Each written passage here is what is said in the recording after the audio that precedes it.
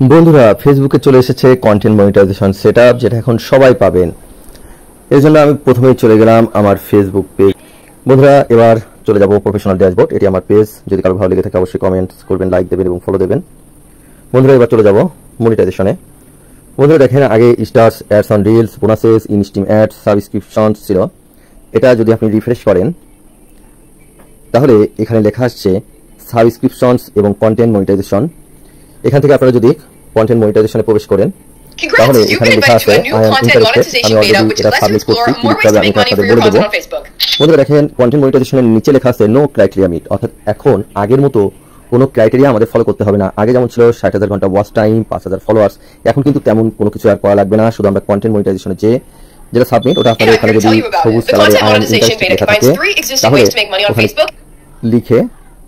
ওখানে লিখে এখানে আই এম ইন্টারেস্টেডে ক্লিক করলে দেখবেন একটা সাবমিট পেজ আসবে। সেখানে লিখে আপনি করলেই আশা করা যায় খুব অল্প দিনের মধ্যে এই কন্টেন্ট মনিটাইজেশনটি সেট আপ হয়ে যাবে।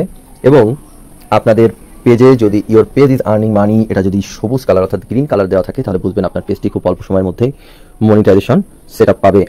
আর কি লিখতে হবে আমি ডিসক্রিপশনের পাশে অর্থাৎ ডিসক্রাইবের পাশে লিখে দেবো, আপনারা সেটাই কপি করে বা দেখে খুব সহজেই লিখে দিতে পারবেন।